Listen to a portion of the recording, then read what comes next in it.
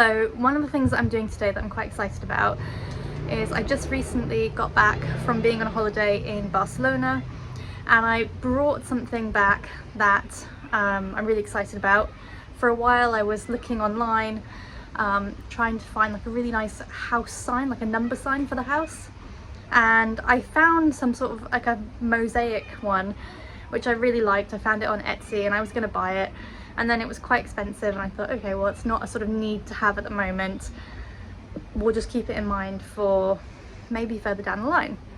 But then I went on holiday and I actually found the sign that I was looking for in a shop in Barcelona, in a sort of arts kind of handicraft shop, and I loved it, and it was a lot cheaper than buying it off Etsy, so I bought it, and so I'm going to install it today. I'm very excited. I think it's going to look really good. So here we have the front of the house, and as you can see right here I have this sort of hanging basket hook, which I used to have hanging baskets there, but with having the sunshade out, it's not really ideal. And to be honest, there are so many flowers now within the garden that I don't think I'm lacking in a hanging basket anywhere. So this would be the ideal place to put my new number sign. So we're going to take this bracket down and hang the new house sign up.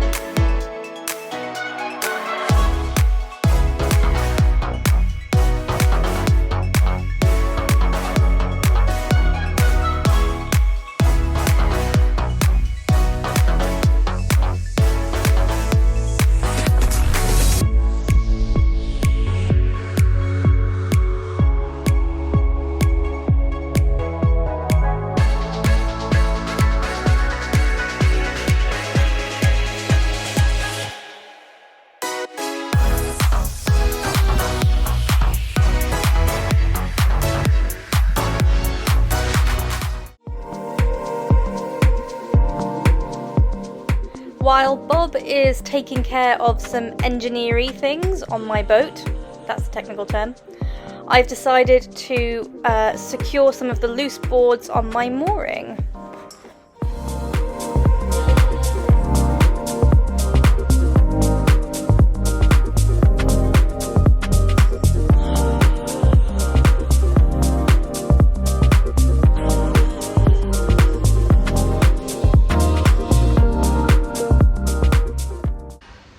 So the next job that I'm starting is the walkway job. As you can see, the stairs and the walkway that leads down to the mooring, and then also the terrace at the top.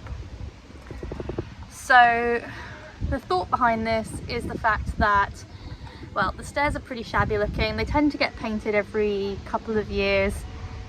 And they look amazing when they're painted, and then everything else kind of looks still a bit shabby.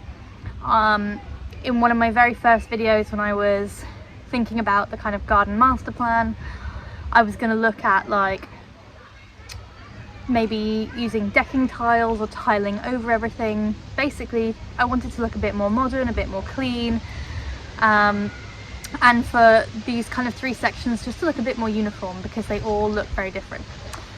The decking tiles was not going to be an economic or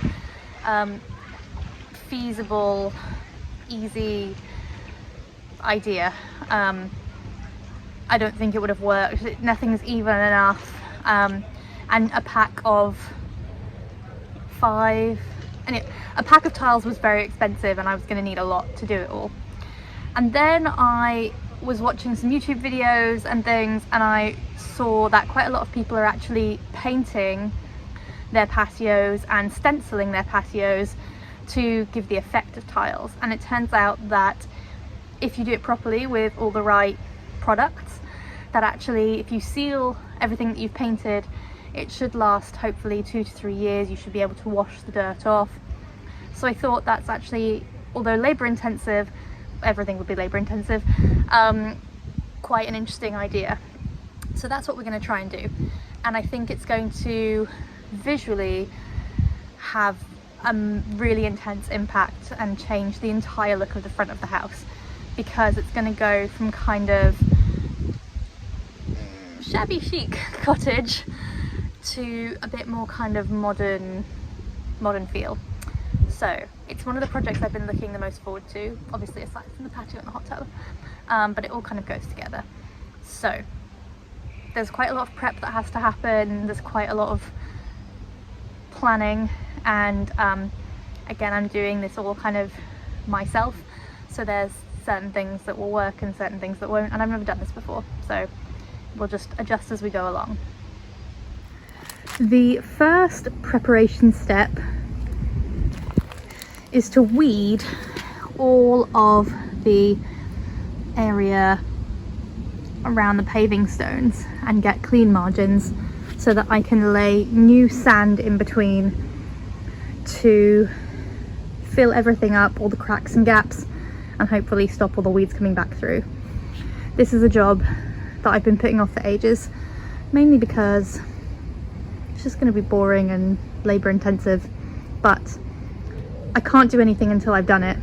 And I'm starting with this walkway area, because this is the sort of easiest area for me to start and do the stenciling and paint and see if it looks decent before I start on the steps. And obviously all the stencil squares have to line up and go all the way up the steps, and then somehow have to line up and go all the way along the top patio. So there's a lot of real estate to cover, and it all needs to be done kind of stage by stage. I'm going to be fighting the weather, and just, yeah, it needs to be, and animals. I have to figure out how to stop the animals from walking on the wet paint of the walkway. So lots of things to figure out, but step one, start weeding. Ugh.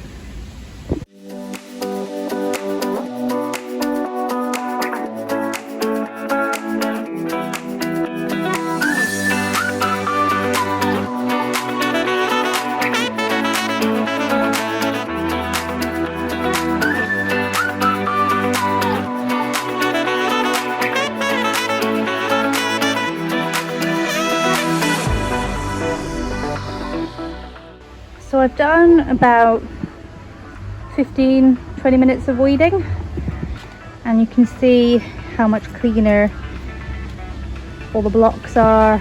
Looks really good, and here you can see where I got up to and all that I have left to do.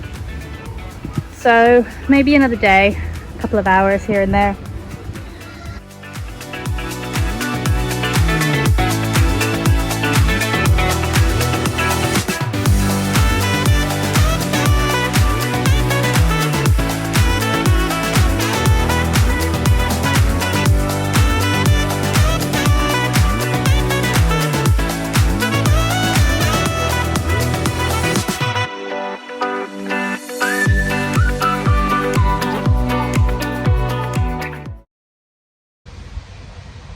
So step one of the painting project is to take this bag of sand and fill all the joins so that everything is stable and so that we don't get any weeds coming through.